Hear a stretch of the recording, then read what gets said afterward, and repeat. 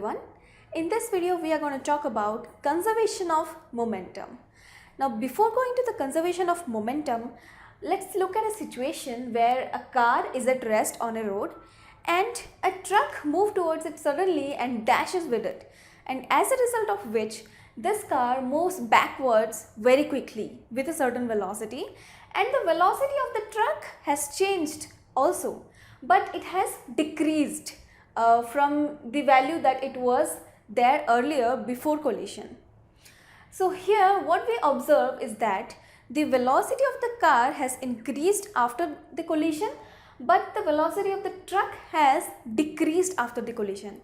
Now we know that the momentum of a body depends upon its velocity, or it is directly proportional to its velocity. That means that more is the velocity of a body, more will be its momentum.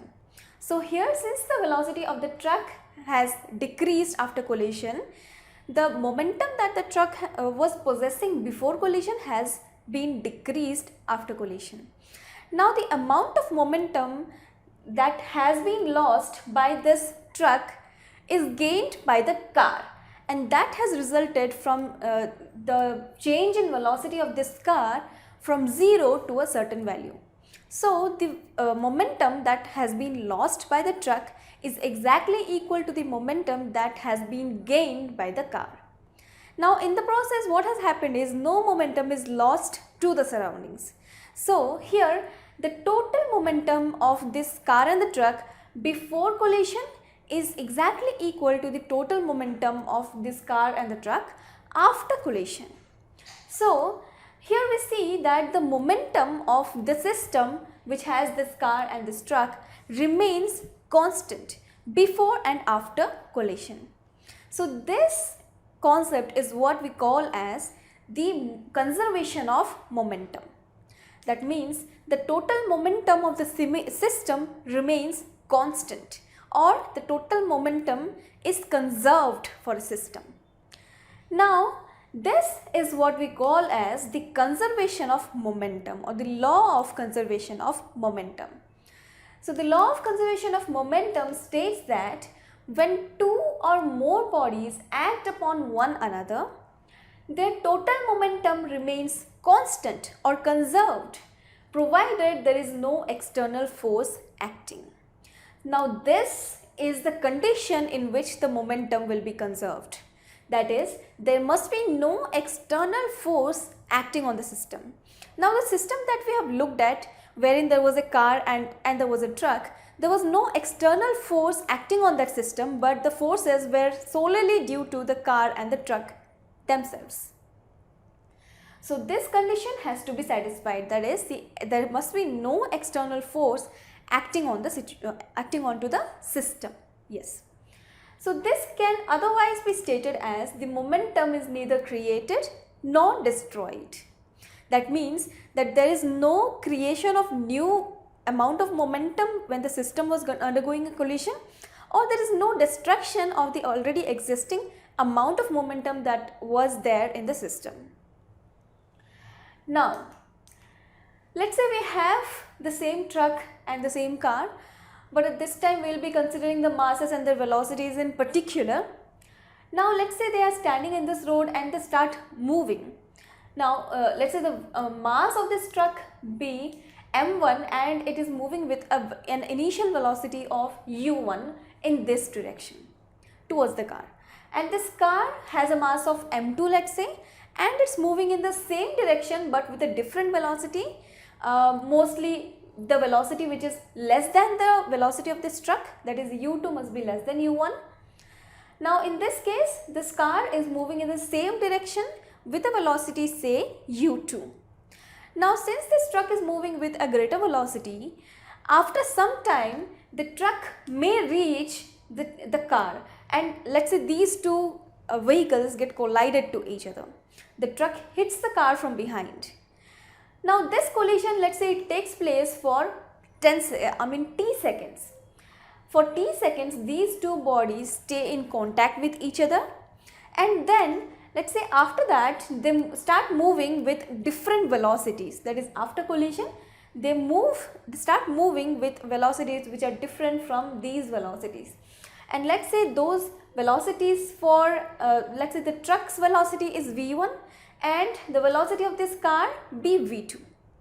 Now these are three situations. That means this is the condition before collision, and this is the scenario during collision, and this is the scenario after collision. Now we will be studying all of these three events one after the other. So here, before collision, the velocity of the truck was u1 and the velocity of the car was u2. Now let us find out the total momentum of this system with the car and the truck. Now we know that the formula for momentum is the product of mass and velocity. We already have the values for the masses and the velocities of these two objects. So we can easily find out what is the total momentum of these two objects in combination. So let us try to do that. So the total momentum of the truck and the car before collision is given by m1u1, which is the momentum of the truck, plus m2u2, which is the momentum of the car. And in the similar way, we can find out the total momentum of the system after collision. Now let us do that. So the total momentum of the truck and the car after collision is m1v1 plus m2v2. Now m1v1 here is the momentum of the final momentum of the truck, and m2v2 is the final momentum of the car. So here we have found out what is the total momentum of the system before and after collision. Now we have learned a few minutes ago that there has to be a law of conservation of momentum which has to be satisfied by this system, and which states that the total momentum of the system remains constant. So here it means that the momentum of the system before collision must be equal to the momentum of the system after collision. So the momentum, that is the total momentum of the system before collision, was m1u1 plus m2u2, and the total momentum of the system after collision is m1v1 plus m2v2, and these two things must be equal according to the law of conservation of momentum. Now let us try to prove this by using the third law of motion, that is the Newton's third law of motion. Now let's say this is the situation during collision. That is, let's say the truck exerts a force onto the car when it dashes to the car, and we'll take that force to be F12. Now in return, the car will also exert an equal amount of force in the opposite direction to the truck, and let's say that force be F21. So we have totally two forces acting here, that is the force F12 which is exerted by the truck to the car, and the force F21 which is exerted by the car to the truck. Now when the force F12 acts on the car by the truck, its velocity changes from u2 to v2. Its initial velocity was u2, and then after getting hit by the truck, its velocity has been changed to v2. So this was because of the force F12. That is why the acceleration can be calculated as v2 minus u2 divided by t. Here t is the time in seconds during which these two vehicles were in contact. Now in the similar way, the force F12 is given by mass into acceleration, which is from the second law of motion, that is Newton's second law of motion. That is, force equals mass into acceleration. We have already found out what acceleration is. So mass of the car is m2, and this is the acceleration that we have found here. So this is the total value of the force F12. Now when the force F21 acts on the car by the truck, its velocity changes from u1 to v1, and therefore the acceleration is given by a21 equals v1 minus u1 divided by t. So the force F21 is found to be m1 into the acceleration that we have found here, that is v1 minus u1 divided by t. So here we have found out the values of the forces F12 and F21. Now here we see that F12 is the force which the truck exerts onto the car, and if we take this force as action, then the return force, that is F21, will be the reaction force.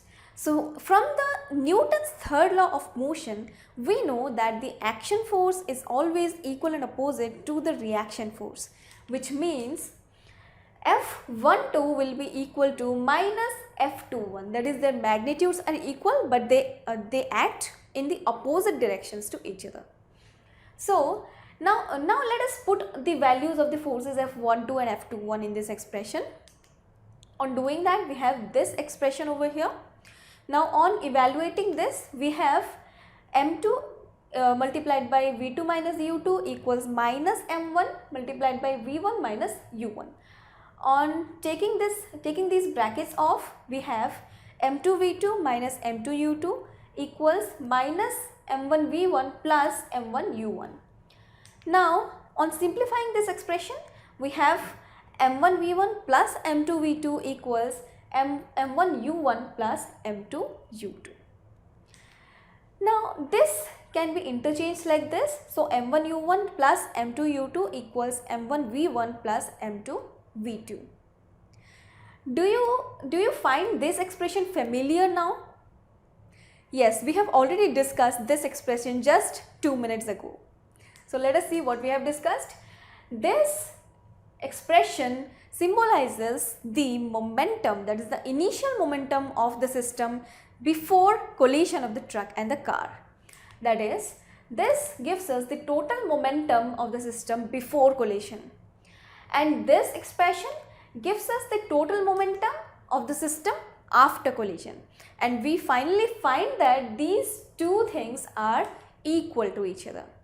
Now this verifies what we have studied before, that is the law of conservation of momentum, or in other words, the total momentum of the system remains constant no matter what, but there has to be no external force acting onto the system. So here we have proved the law of conservation of momentum, which states that the total momentum of the system remains constant if there is no external force acting onto the system. So this was all about the law of conservation of momentum, and I hope this video was helpful for you. Thanks for watching. TutorialsPoint.com. Simply easy learning.